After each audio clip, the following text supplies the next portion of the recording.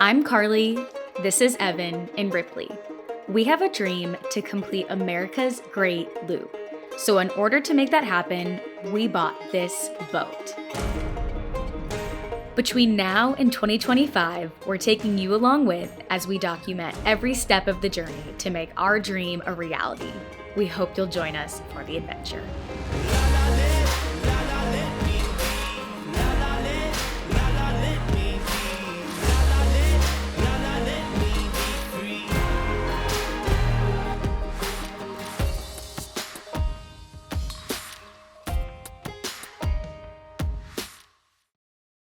It is another long weekend, which means it's another weekend of boat practice.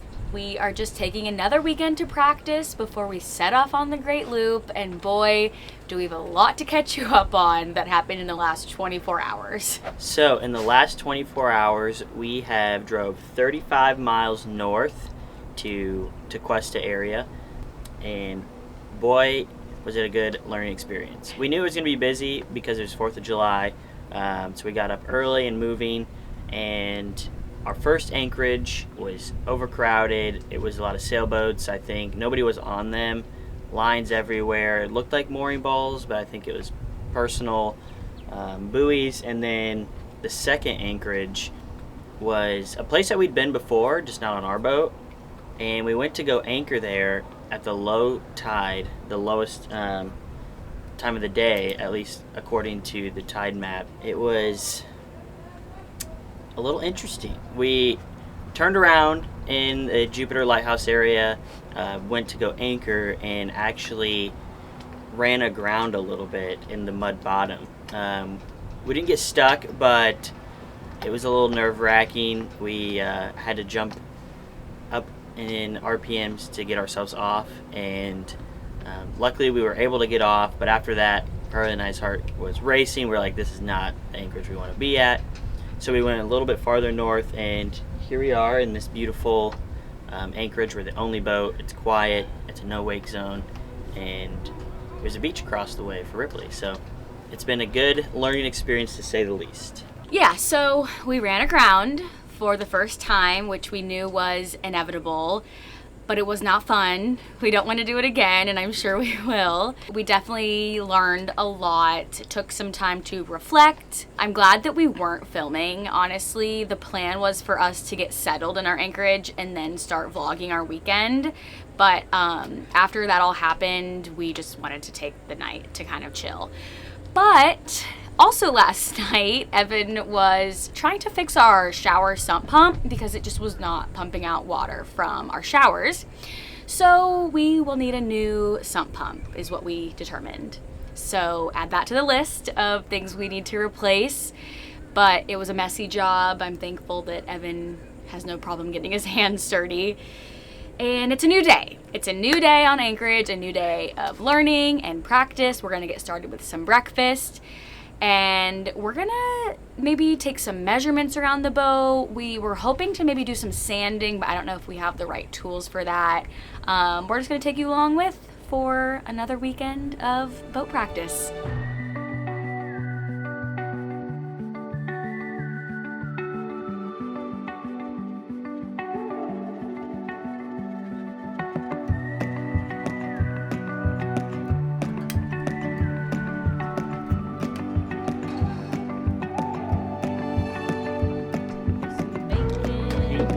Baby.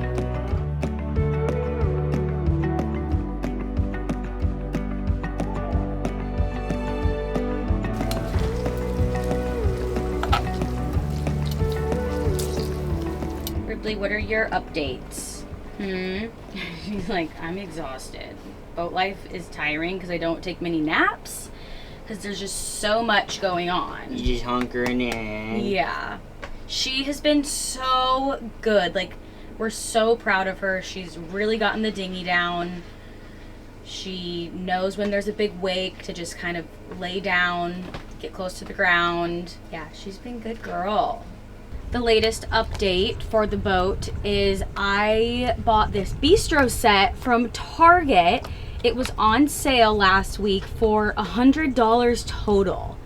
So I'm very happy about it. I think it looks great.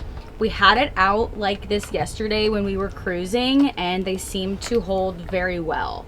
So this is just one of those nice to have additions. We definitely didn't need it, but it makes living on board a lot nicer for sure. Breakfast is served. We did a little egg scramble, leftover potatoes from last night.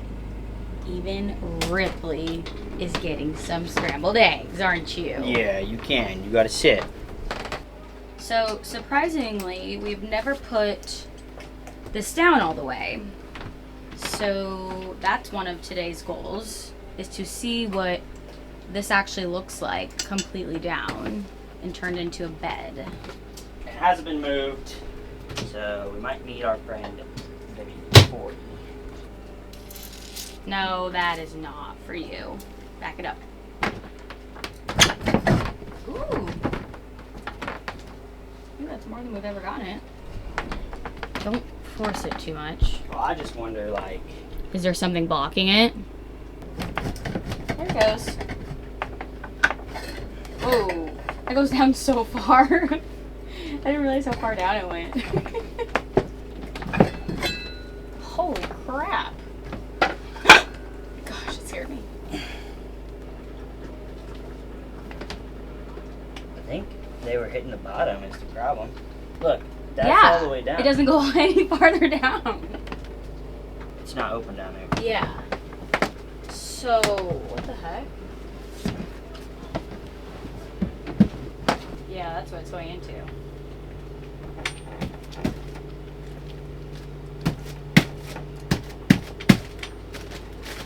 That's what people are. Well, I'm confused then. How does it actually go down? You gotta cut a hole on this.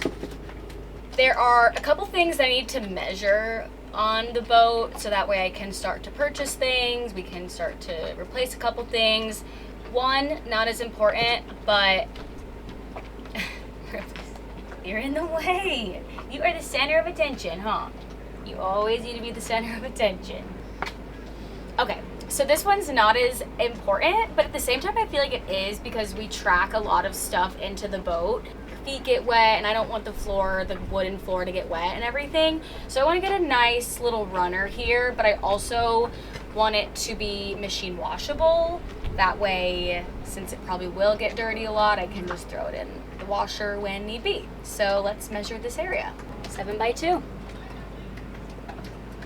That is what's going to be ideal in this space. Next on the measurement list is the sink.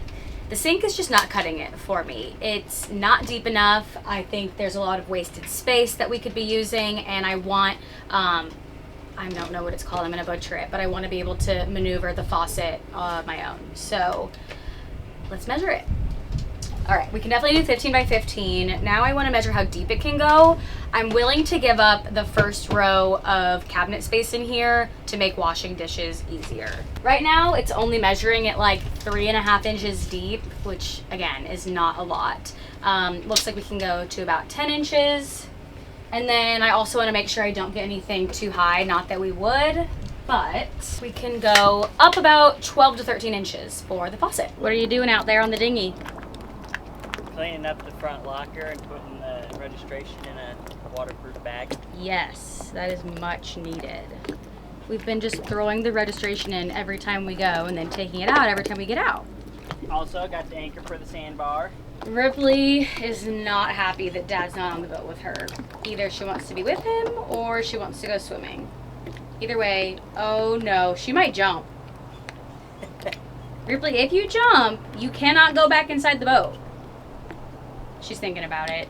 Speaking of the dinghy anchor for the sandbar and Ripley wanting to swim, we decided it was time for another potty break and a trip to the sandbar where we had so much fun. Come on, Ripley. Come on. You're so good. She's getting ready. Yeah, she is. She's good.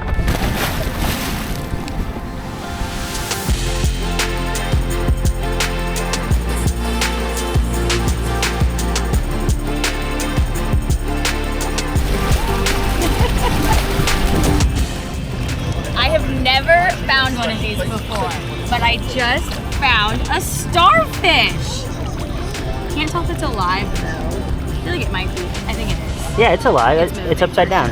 But somebody lost its leg. Yeah. Its legs. Oh yeah, this is so exciting. I've never found one before. We just got back from our little dinghy excursion. Very exciting. I found a starfish, which I've never seen before. We saw two blue leg crabs. I don't know, but you could see the blue legs. Now we're back. It's too early for dinner. I think I'm gonna do some cleaning on the boat. There's just a couple spots that are just gross that we have not gotten around to. So I'm gonna do that. And instead of boring you with a time lapse of that, I'll just check in a little bit. Okay, I wanted to fill everybody in on what we are doing now. So, before happy hour can start, a little boat maintenance. We, on our boat, have a port and starboard tank. And our engine pulls from the starboard tank all the time. It's the only tank it pulls from. But our port side is like our reserve tank. So, we have to transfer fuel from the port through a Raycor filter and then into the starboard side. And then from the starboard, it goes through another Raycor into the engine. So we have not transferred fuel since buying the boat, and it is now time to do that. So let me take you down and show you what that looks like. Down we go into the man cave. It's huge. This here is the transfer pump, and we have a switch here labeled fuel.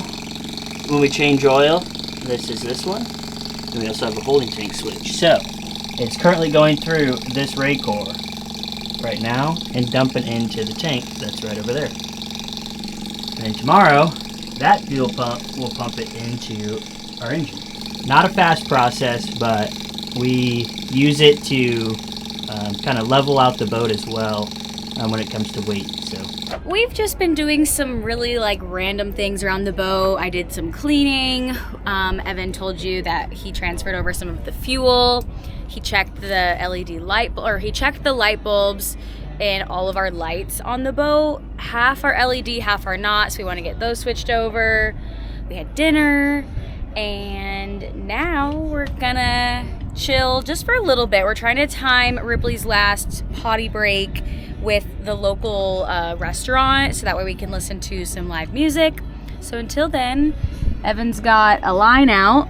We're just going fish. Yeah, we're fishing. And we got 2 catfish. So far it's only been 2 catfish, which I'm not pumped about, but Ripley loves to watch. And we're just kind of chilling, enjoying the night. Stay in the shade. Yeah, it's really a beautiful night. Yeah. Beginning of July in Florida, we could not have asked for a better night. Can't beat it. Good morning, good morning. It is the next day. We went to Tiki 52 and there was some really great chill live music that we really enjoyed. We just each had a drink each, and we came home, went straight to bed because now it is 7 a.m. and we are ready for our cruise back down to Delray. It's going to be about 6 to 7 hours, about 35 nautical miles or so. You know, overall, this has just been really good for us to just get our feet wet, for us to get really comfortable with the boat, to get comfortable with cruising, to get comfortable with the lifestyle on the boat. This weekend was pretty relaxed, I would say. We didn't do anything crazy. We didn't have any people on the boat.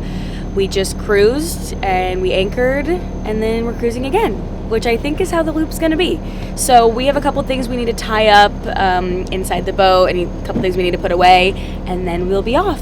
Ripley's going up to the Flybridge. People want to know how we get her up. We throw her up there. Maybe I'll show later when we get back how we get her down. It's not glamorous at all, but it works. Ripley! There you are!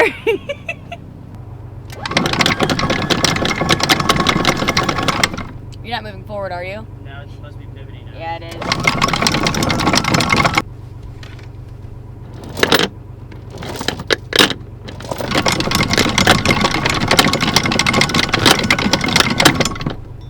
You see it? Yeah, it's right there. I want to try and get some of this sand off quick. Forward if it helps. I'm forward. It's just kind of sitting in the water right now. Yeah, that helps. It was in there good. That's good. We're clean.